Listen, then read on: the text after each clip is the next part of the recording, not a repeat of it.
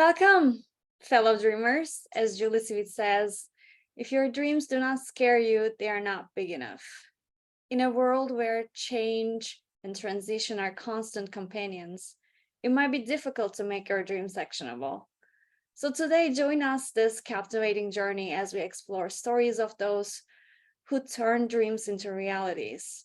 Meet and greet skilled sailors navigating their ships in tempestuous weather. Let's make our dreams actionable amidst the ever-changing world. Get ready for an inspiring online event like no other. So greetings, I am Özlem Akdoğan, Director of Division Relations at the Young Professionals Division in TAPI.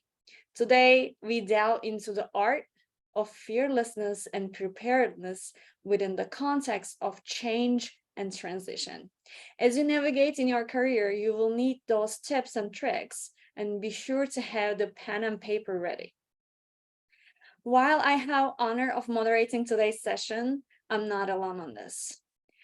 Accompanying me is the remarkable Mark Sorensen, representing the Coatings and Graphic Arts Division.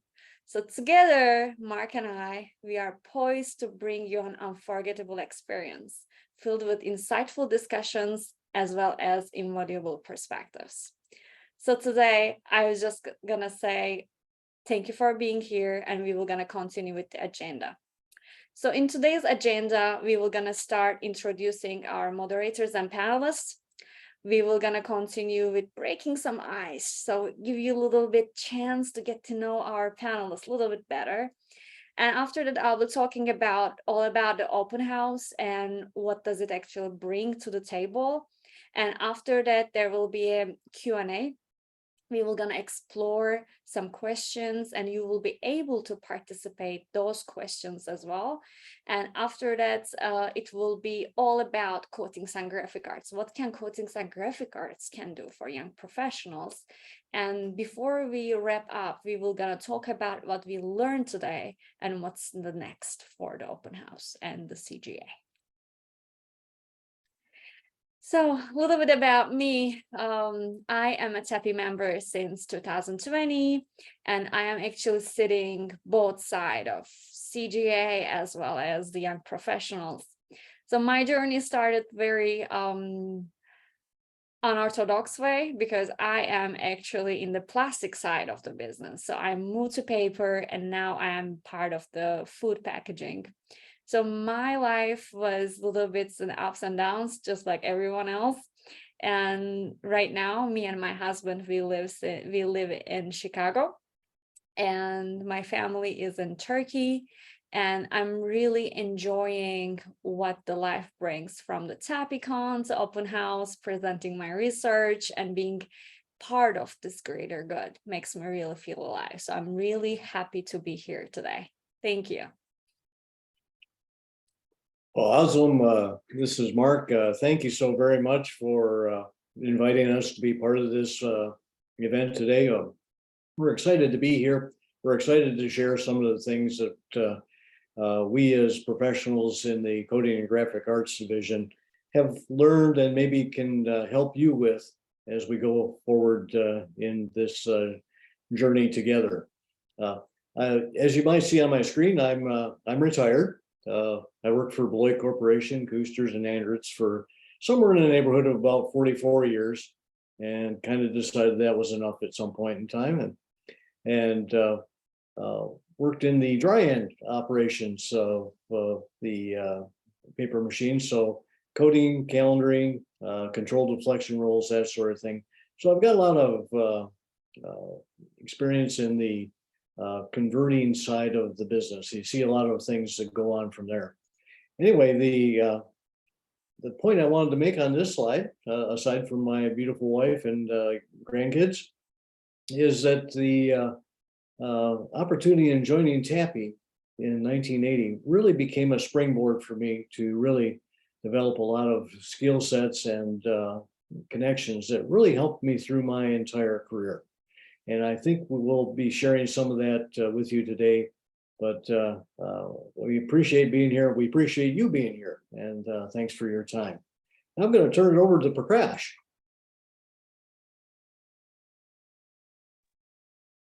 Hello, everyone. Good afternoon. Thank you, Mark. My name is Prakash Malla. I'm currently the Director of Research at TL and Company. I have been with the company for 31 years, so it's been a long time, but time flies, right? I came to TL by way of Penn State, where I worked for 5 years developing microporous or nanoporous material as a, for desiccation or dehumidification purpose. And now we are currently involved here making new product and improving process for kaolin. As you know, kaolin is one of the most important pigments for paper coating, and you get all kind of functional properties from TL. And I joined TAPI as a member back in 1992. So it has been about 31 years. And my affiliation with TAPI has been very fulfilling and very interesting to me and very helpful. And I have served in different, at TAPI at different capacity. And hopefully, again, as Mark said, we'll get to discuss a little more about the TAPI and how TAPI, your TAPI involvement can help you on your career. Thank you.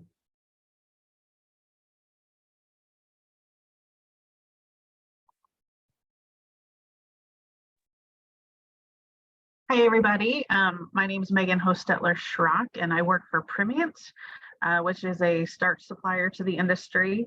I'm the Director of Applications and Technical Service, so both technical service and new product development. I started out with a paper company, Weyerhaeuser, and then I actually joined TAPI back in 2000 before all the divisions were together, part of paper makers, and presented a paper jointly with one of our suppliers.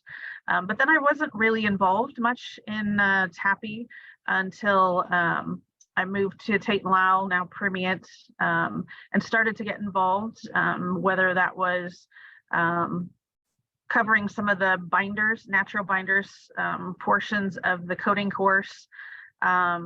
And that just kind of led to further and further engagement and involvement and meeting more people and networking. So for me, that's been one of the greatest things about being part of the Coding and Graphic Arts Committee and TAPI in general is meeting all the people that I would not have met if I just attended the TAPI conference. So I think for me, you can really make it what you want. There's so many great people. And so getting involved has been really fun. Other than that, I'm a boy mom. We love sports and we love our dogs. So anyway, on to Brian, I think. All right, thanks, Megan. Yes, so I'm Brian Einsla. I'm a senior research scientist at Dow. I graduated from Virginia Tech and then held 2 jobs in the fuel cell area after doing some fuel cell research at Tech. I moved to Los Alamos and Henkel before joining what is now Dow. I started off as Roman Haas and then moved into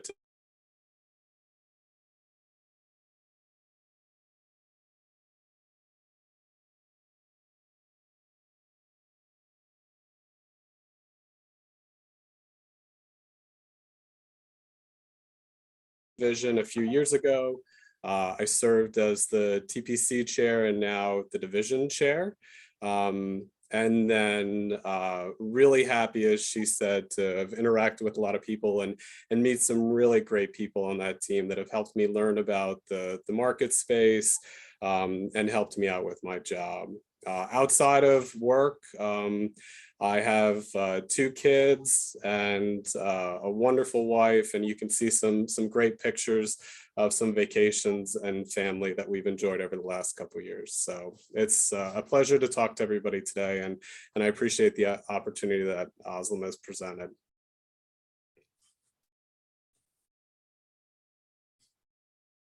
All right.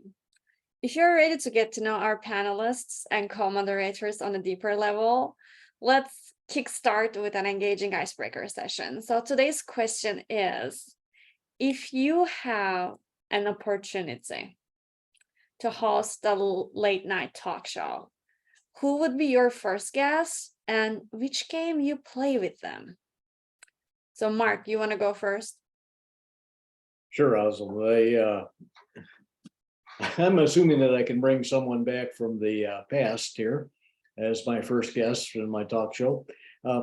I'm fascinated with George Carlin.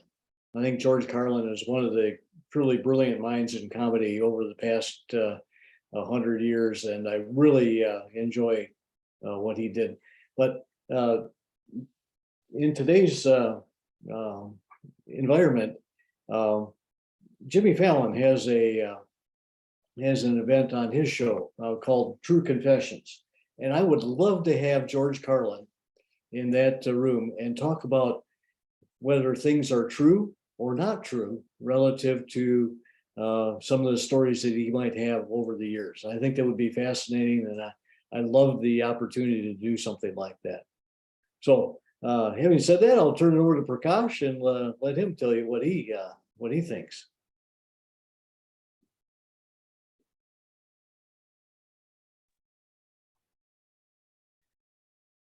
Thank you, Mark. Awesome said to bring one person, but I think I'll bring two people at the same time. And again, I'll go on a little bit more serious side.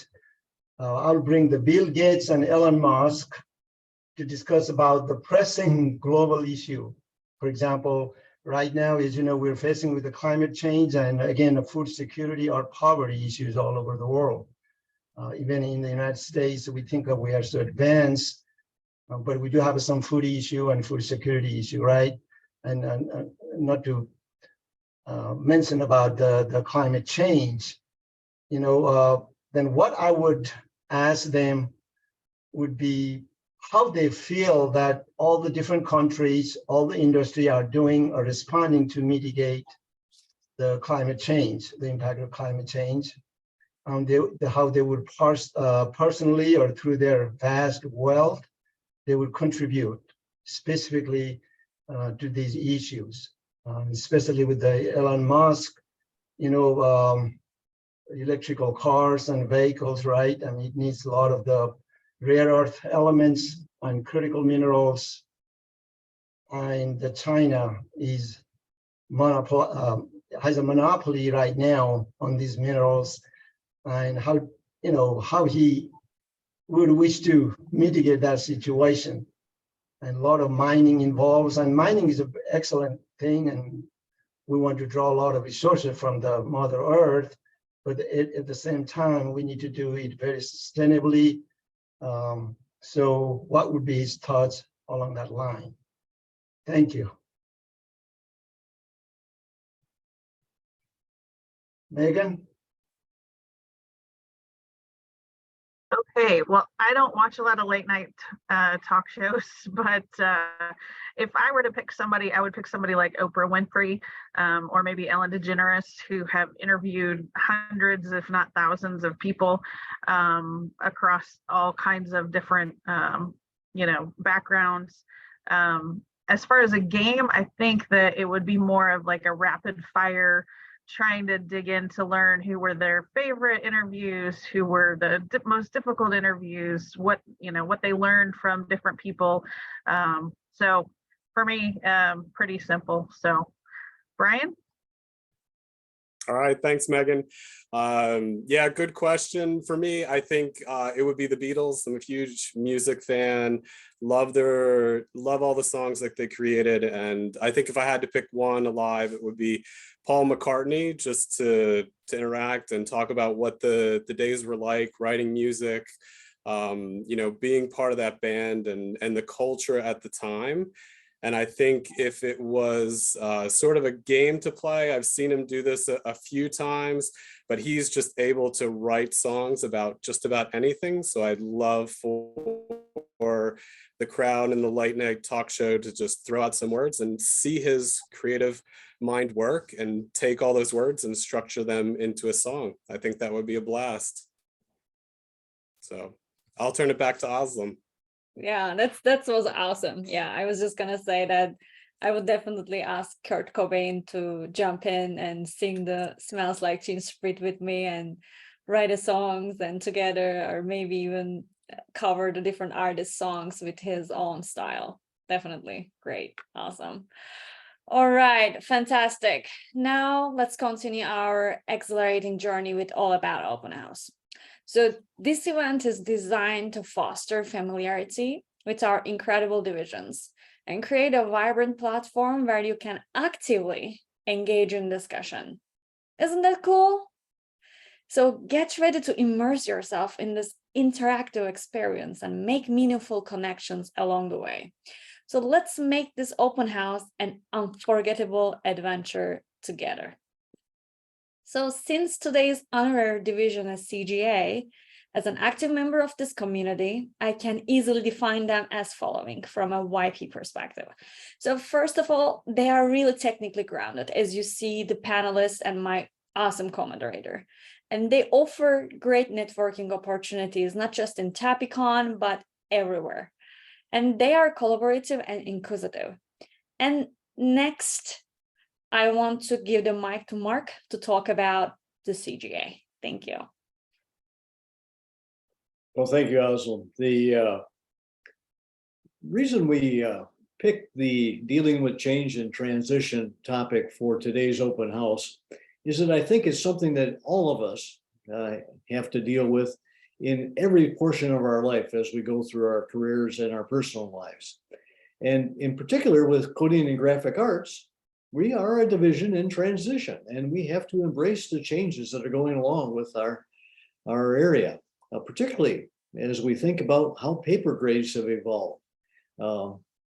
When I first started in the industry, we had somewhere in the neighborhood of 20 to 25 machines making publication grades only in the coated paper market. We're down to somewhere in the neighborhood of like 6 or 7 at this point in time. It's amazing the transition that's occurred as we go from electronic formats to printing formats and then back again. But we also recognize that the traditional processes need our technical support and expertise, and our jobs are changing. You know, our employers are asking us to do different things and to take on different challenges.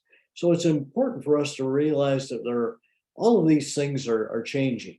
And in fact, our division name is going to change here in the near future. We're going to change it to coding, printing, and surface enhancement to give a little bit better feel of what we do in the division relative to the process. So what we'd like to do is get some of the expertise from our panelists today, Prakash, Megan, and Brian. And what I'd like to ask you to do is, if you have questions for them, go ahead and type those in the question button down on the bottom of your screen. We'll pick those up and we'll pass that question along to the panelists, and we'll try and answer the things that are on the forefront of your mind today. What are the things that are you curious about? How do people deal with some of these things? So what I'd like to do is we'll kick off the discussion with a question that we had kind of planted in the group here, and that is, what's the most exciting part of change for our panelists? What are the things that really get you excited about changing, whether it be in your personal lives or in your professional lives? And Prakash, I'll start out with you, and then we can just kind of filter through the folks on the panel.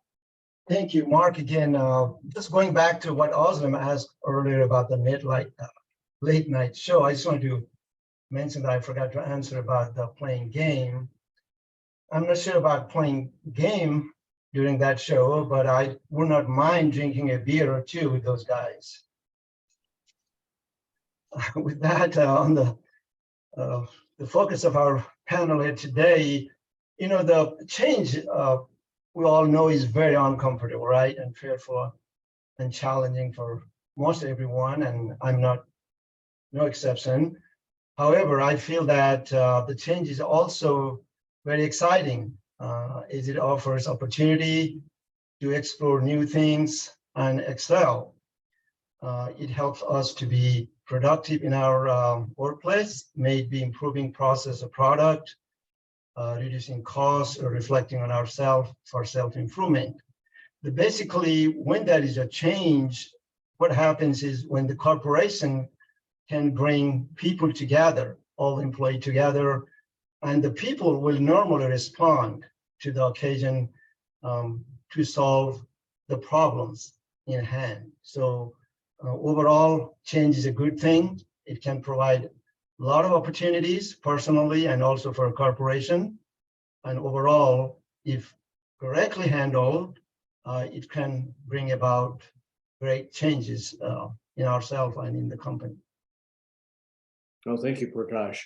Megan, what's the most exciting part of change for you? Yeah, I mean, somewhat similar to Prakash. I mean, for me, it's the learning that comes with it. No matter what change it is, you're going to learn something. So good or bad, you're going to learn something and have to adapt to it, have to stretch yourself usually. That leads to growth. So for me, those are the things that are exciting about it, even though it can be terrifying at the same time. Yeah, and Brian, you changed substantially early in your career from fuel cells to more of the paper coating side of the things.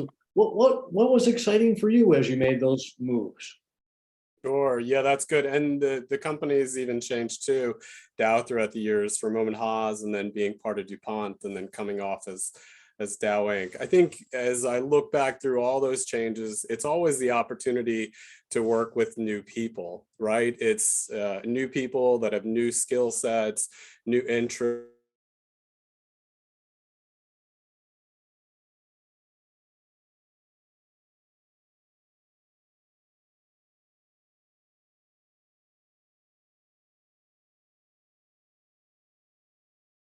So it's always about the excitement level of working with somebody new. Oh, that's a great point, Brian. That one of the things we find out in our industry is there's so many smart people and there's so many people to learn from. It's just amazing, and it's one of the things that we enjoy in the Coding and Graphic Arts division. Is that there's some incredible experience in people that we get to meet and work with, and that's pretty cool. In that regard, have you ever been asked to take a position that you really didn't want and make a change that you really didn't want to have to do?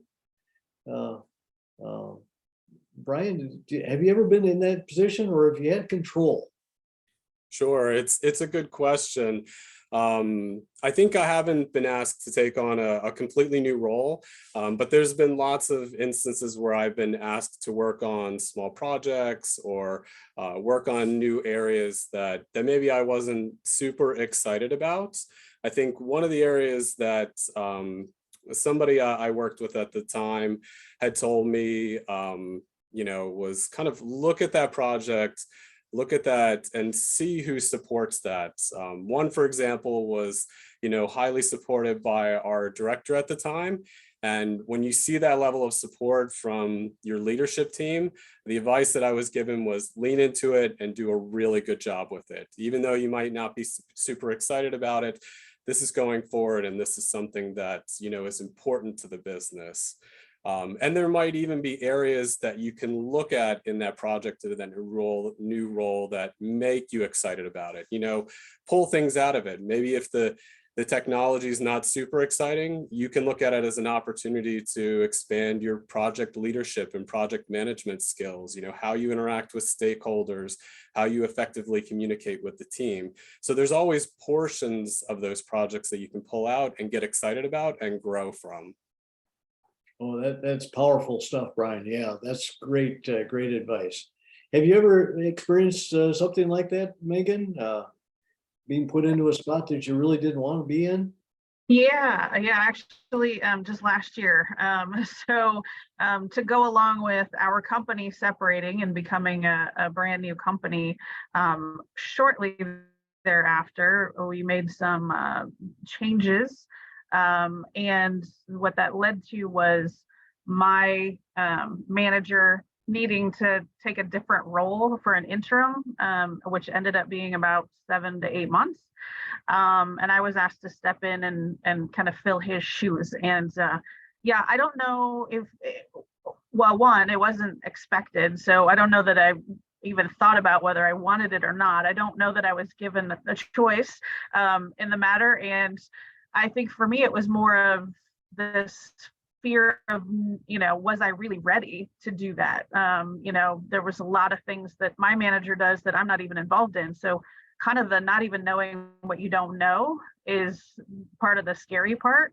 And so I think what I would take from something like that is, kind of like Brian, I mean, meeting and working with people that I don't normally work with in my regular role, learning things at a breakneck speed, drinking from a fire hose, I think a lot of people refer to it as.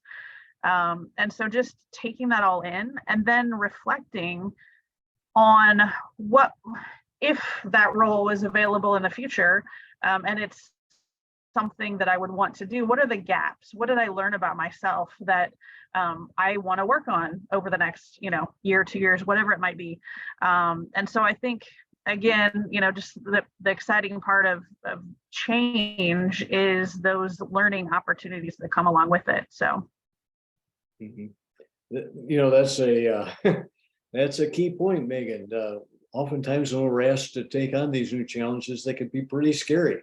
And you really don't know exactly what to do. Prakash, I know that in your career, you've had plenty of opportunities as well. What are the things that you've had to deal with? Yes, again, thank you, Mark. And again, I haven't had too many situations like that, but I did have at least one situation I can discuss. It was much earlier in my career when I was working as a group leader in the research area. And I was asked if I would be interested in marketing position, right? But then at that moment, I wasn't very interested in the marketing. So how I handle that situation, again, responding very professionally and respectfully, the fact that I would be able to make better contribution at the current position in R&D at that time, where a lot of exciting things were going on. So I had to decline that. And the key thing here is for everyone, the key thing is you never know what's going to happen in the future, right? If I was asked the same question after several years, maybe that would have been different situation. So so not to burn that bridge, we want to be very respectful and professional. When you decline at the same time, do not come out as arrogant or conceited. So I think that can go a long way. Thank you. Mm-hmm. That's a good point. One of the things that one of my earlier bosses in my career told me, and I kind of gleaned onto this a little bit as well, is that in the first 5 to 10 years of your career, you're going to set the basis for everything else that you do in your career. And that's going to have a lot of the impact that you have going forward. And it's hard to change from some of those things that you learned early in your career to make it pertinent to today's situation. And I can fully appreciate where you're at with the earlier experience and not necessarily knowing where that's might go. And I think, for our attendees today, that might be a question that they have in their mind as well. I will encourage again our attendees to put some questions in the little box down at the bottom of the screen, and give us some of your thoughts, and let us talk a little bit about what's bothering you or what you would like to hear from us today. By the way, Mark, there's nothing against marketing. I like marketing now, right? Yeah, I never expected that I would be in sales later on in my career as well. Thought I was going to be in technical service forever, and things change. They do. I just want to make clear that part. There you go. What for our panelists, what do you perceive to be harder? Do you perceive it to be harder to make a job change, or to be involved with a process that requires a major change in its development? I'm curious where you're at. Megan, I'll go ahead and start with you. Yeah, no, it's a great question. And I think the answer to a lot of questions like this is it depends. But in my mind, the process change, being involved in a big initiative where things are significantly changing, to me is harder. Because a job change, there's a lot of impact on you personally and potentially the people you work with directly. But a process change, I mean, I think about the example of our company separating and then becoming a new privately held company. Everyone had to change, and our processes had to change, and how we operated day to day had to change, and people adapt to that differently. People kind of go through that process of change and transition differently. And so for me, it's much harder when there's a lot of people involved and it's a whole process. Mhm. How do you think the best way to handle that process change is? Do you have some tricks or clues that might help in those regards? Yeah, I mean, I think communication is absolutely critical. Communication from leadership, communication, across the board, allowing people to kind of process the change, recognizing at all levels that everybody's going to go through this process differently. So I think ultimately it comes down to communication, being open and clear as best you can throughout the whole process, not communicating, okay, we're going to have this process change and then off you go. Have it happen and ignore the rest of the actual process, because people go through literal transitions when you do big initiatives that are changing. So, Mhm. Brian, you've been through a number of opportunities as well, as we used to call them back at our company. What are your thoughts? Yeah, I think Megan hit the nail on the head right off the bat. It depends on kind of the complexity or how much is changing for each one, right? Process changes, as she said, there's a lot of difficulty in moving over to them. I think it's important to effectively communicate what's happening, especially upfront, give people an idea of what's coming so that they can be prepared for it, because usually people are unhappy with those types of changes. So you have to give them that opportunity, and even a place for people to respond and provide feedback to make sure that, you're starting to get support, from people that have to implement that change. For new job changes, one of the things that we always talk about is it's really difficult to change more than one thing at the same time. So you think of like geography, function, or market space, right? Like if you're moving to a new job, you might pick one of those things to change, right? Stay in the same market space, but move from a technical role to a sales role. Or if you're in a technical role like in R&D, maybe that's a good time to move to a new market space. But moving any more than one of those things, it becomes much harder, and it's going to take you longer to come up to speed with that new job. Oh, great points, Brian. Super insight there. Take a little bit different approach here, and again, I encourage our attendees to pop a question or two down in the bottom of the screen. But you have all had interesting careers, and again, from my own personal standpoints, it's fascinating to sit and talk with you about what you're doing and where you're at in the career. What's the best advice you ever received in getting started in your career and continuing your career? What maybe like the mentorship, and maybe what kind of things happened along the way that helped you deal with change and transition? And Prakash, I'll go ahead and start out with you. I guess at different times, I received different very good advice, right? Which I can talk about maybe one or two. The number one is, wherever you are, it could be the job or in your personal life, never judge people by her or his look, right? I mean, always, like a lot of us are technical folks, we need some data. And have that data if you want to make a real judgment on people or people's skill. Let people give a chance. So again, always, so I have learned that over the time that always give benefit of doubt to people, the people, either your supervisor or it could be people working for you. Always be kind and supportive. And the other part is, when you're doing a project and, always begin with the end in mind. You have heard this many, many times.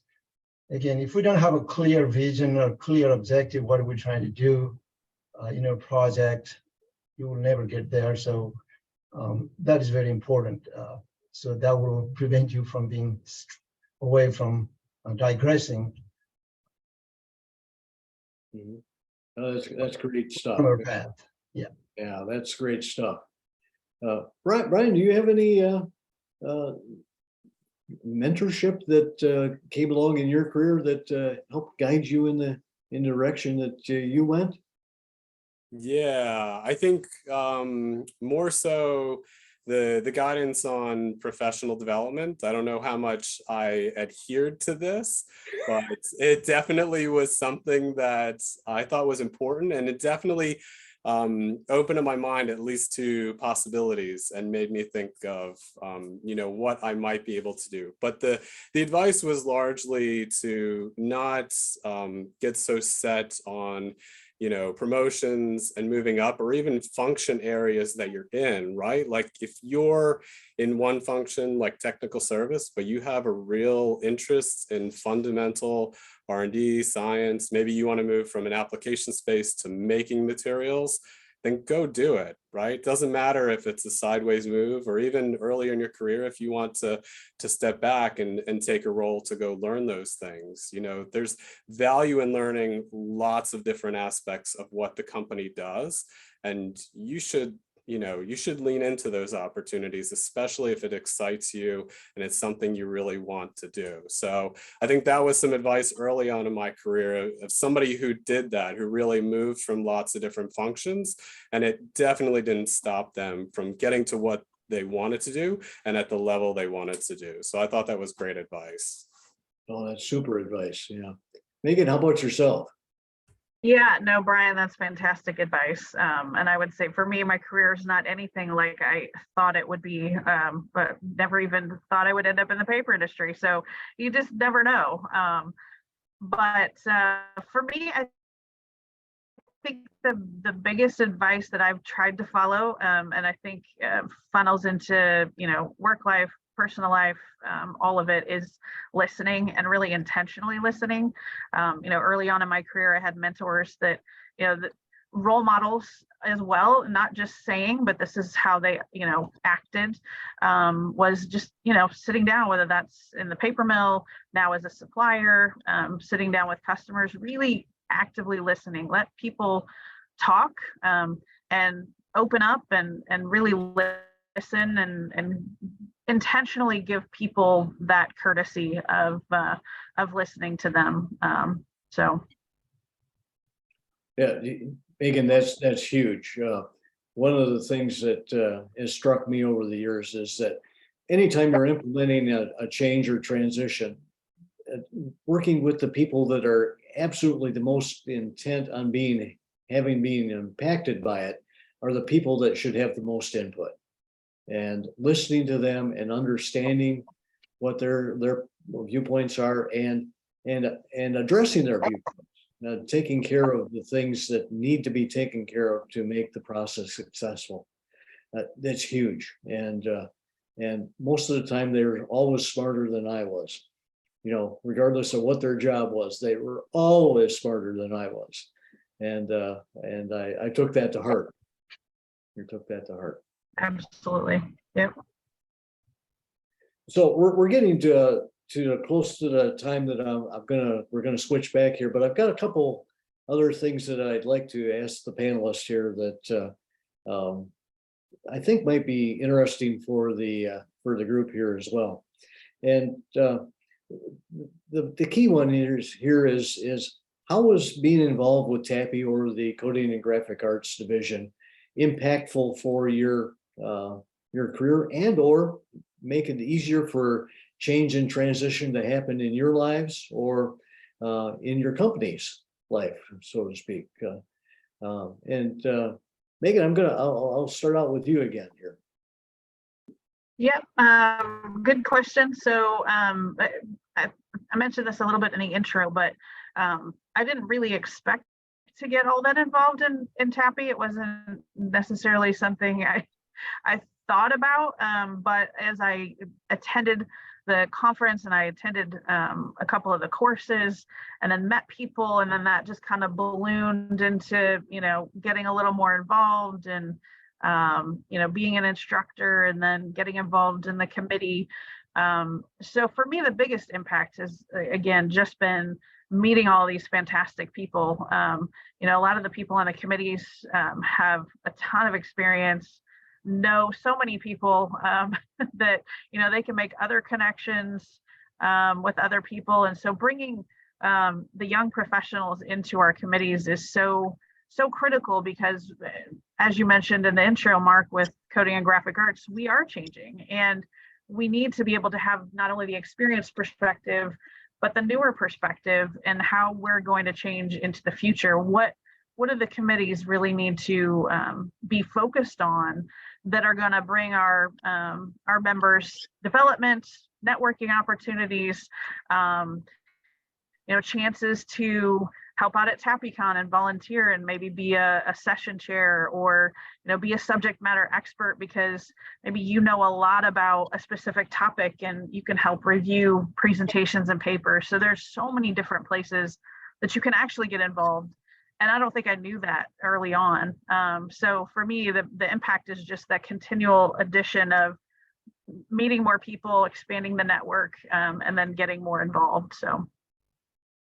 Yeah, that's good stuff. Yeah, you're absolutely right, Megan. Now, Brian, how about yourself?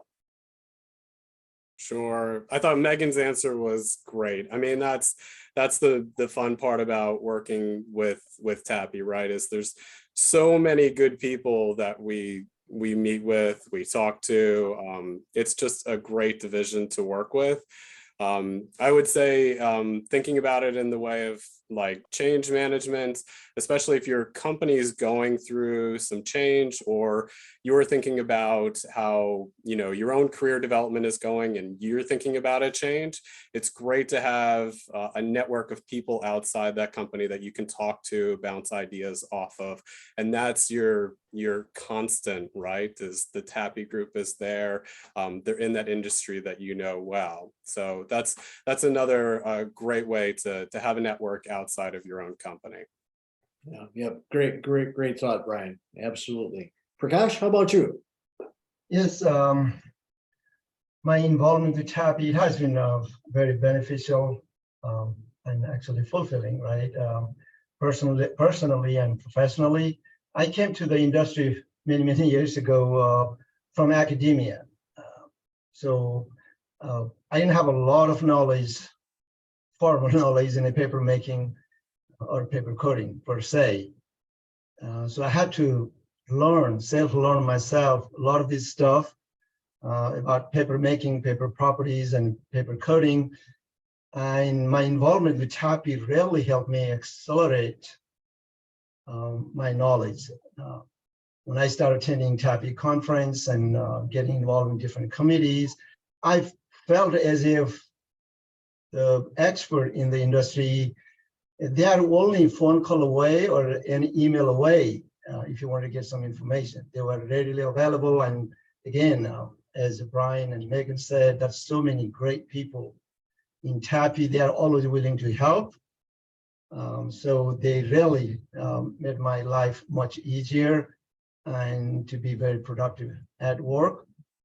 And let me just go back to the employer situation. I don't know whether that's what you may have people working for you, or maybe your supervisor here today, it is a very win-win situation for the company and the employees, and also the yourself employees and the TAPI all along.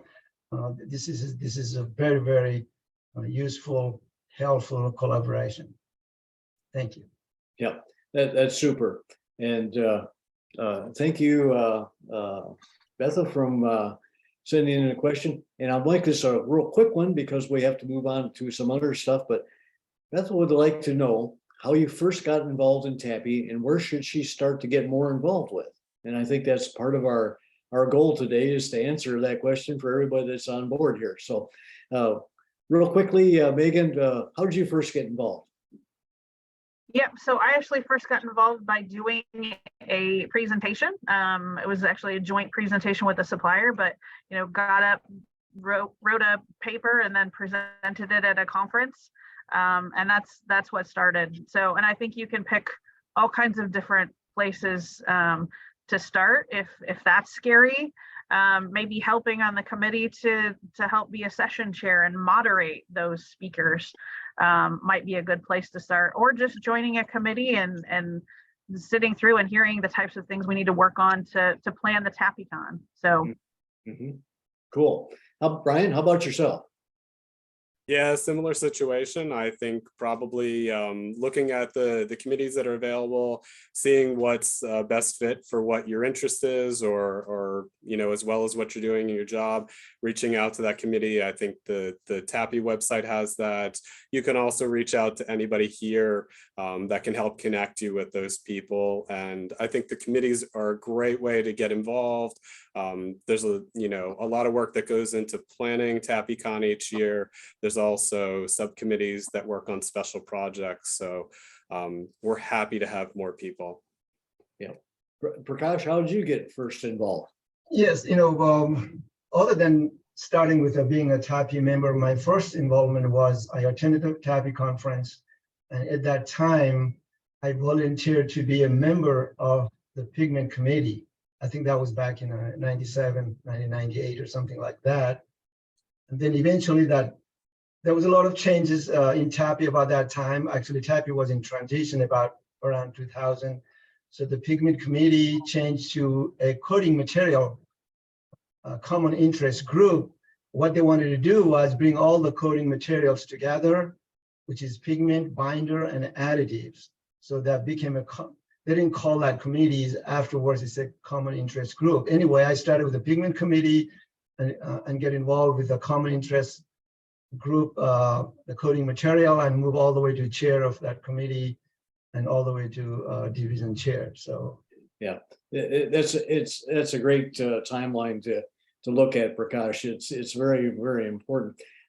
My own experience, Bethel, was that I went to a short course back in 1980, got an opportunity to meet some people, and that just kind of drove the rest of my interest level and learning level to the point where I would ask for that in my annual review. Can I go to another short course? Can I do something else? And it's a great way to get started and a great way to learn some of the people that are involved. And again, as the panelists have all said, you reach out to us, to any of us, and we'd be happy to help get you guided along in that regard. We're here to help you, and we're here to get your career on the pathway that you'd like it to be as well.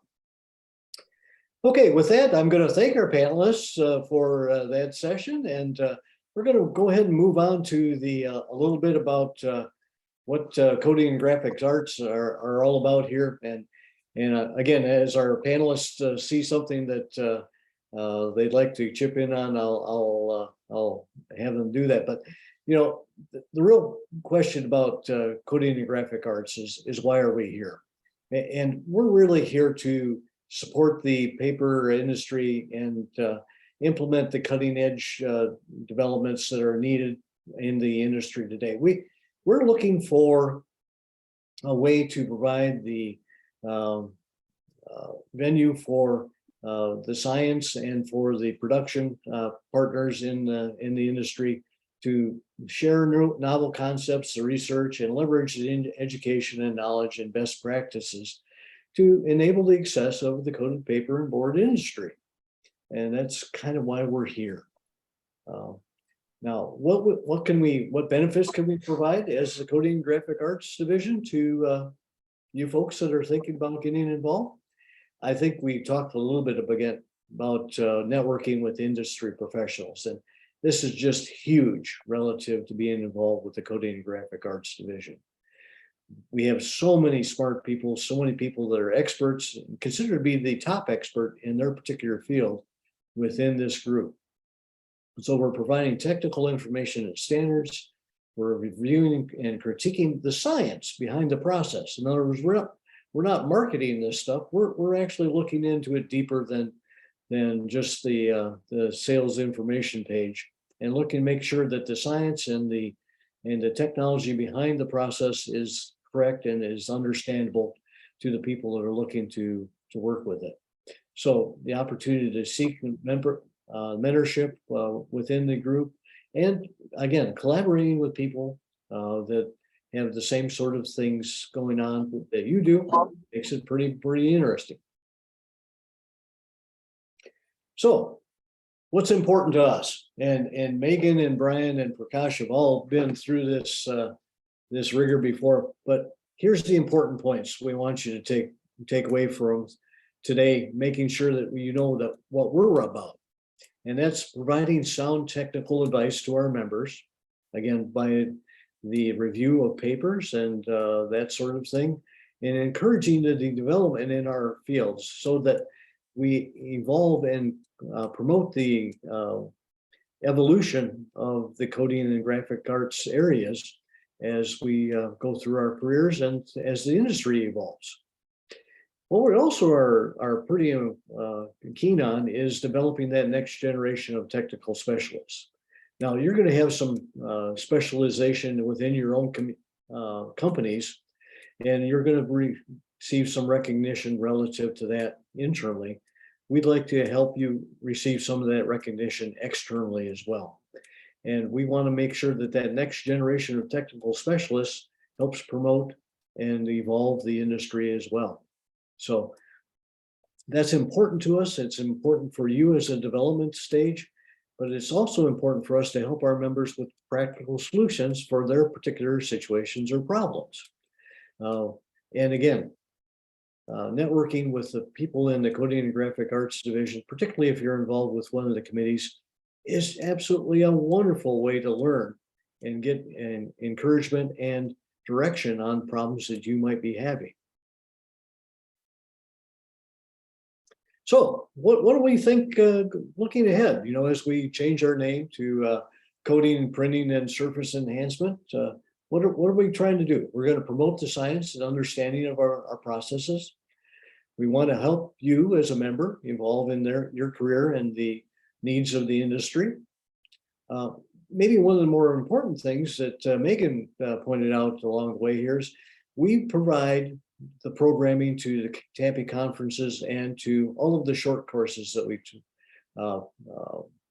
provide for the industry. And those short courses, again, are the fundamental education that you need to have to continue in the evolvement of your career and learning about the processes. And of course, that means we want to provide opportunities, particularly for folks like yourselves, the young professionals, to engage with us long-time TAPI members and gain something out of that relationship. In other words, make sure that the so-called circle of life continues, where we pass on the information that's so important for you to be successful in your career. And it's huge. Yeah. So here's an example. Prakash and his materials committee right now are in the process of putting the book together, and this is going to be available later in 2023. It's the Pigments for Paper and Paperboard book. Wonderful resource for getting the fundamentals of how the interaction of pigments and other portions of the coating process interact with each other, what's important, what's not. And you, as a member of a committee like that, can be involved with that. You can be part of these kind of projects. So you're contributing and learning at the same time. Oslam's part of that team. Prakash leads up that group. We have 2 or 3 other books being published in the division right now. One is a coding process book that's been around forever, and we're revising it again. Interesting stuff, but we need to involve as many people in these things as we possibly can. We'd love to have you involved with that. So I'm going to turn it back over to Oslam here. Great insights. Thank you, everybody. And this part is for our fellow YPs. So this is our question to you.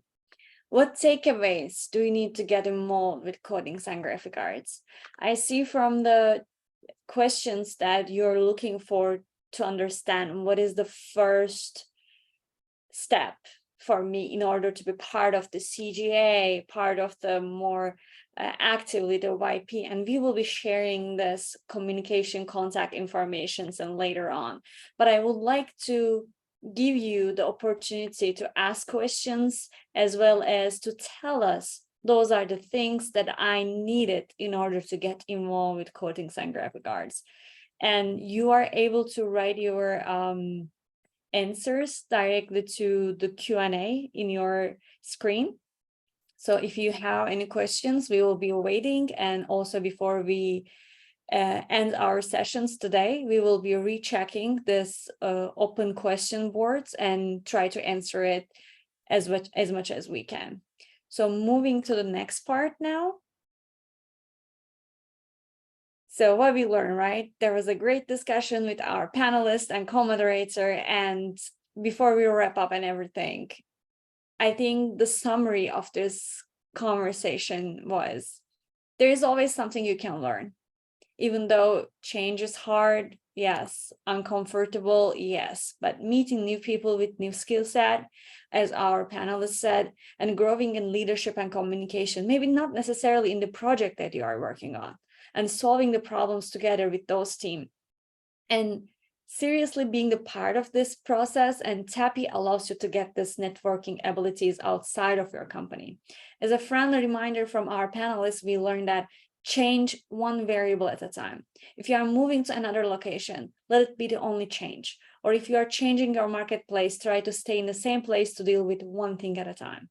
Before I forget, don't forget to be open, clear, and precise about the directions, and give people a chance to bring feedback and share their responses. So this is what we have learned today. And thank you for our panelists for sharing great insights. For our next part, we will gonna follow and give you an opportunity to have talk about our next events. From the Young Professionals Division perspective, you can directly scan the QR code, and if you would like to be part of the YP board, we have some openings right now. And if you would like to just receive the emails from Lisa for our YP events and our collaborations like this one, please scan the barcodes and try to be part of our member. And second one, we have a great opportunity for our next virtual mixer, which is on Thursday, August 17 at 12 p.m. EDT. And this is our virtual mixer where the young professionals come together to chat and talk about the issues that are the theme of the virtual mixer. And if you would like to know more information about this, please contact Lisa Lockwood. And from the CGA side, you can also scan the QR code. And for more information, you can directly reach out to Tyler Musk, how you can be part of the CGA committees and how you can take a part of the next TAPICon by helping the CGA. And we want your feedback. After this event, you will gonna receive an email from Lisa that asks you, how did we do? So we will really appreciate if you can remark us and share your informations. And this is the actually end of our event today. Right now is in my Chicago time, it's 12:01. It's probably where you are is 1:01. So we are 1-2 minutes extended our meeting. And in case you want to reach out me or Mark, this is our emails, and I'm gonna see you next time in the next open house. Thank you, everybody. Yeah, and thanks again for attending today. And thanks again to our panelists, Prakash, Megan and Brian. They did a wonderful job in sharing some of their insights with you, and we appreciate your time. So thanks again for attending. Bye, everybody.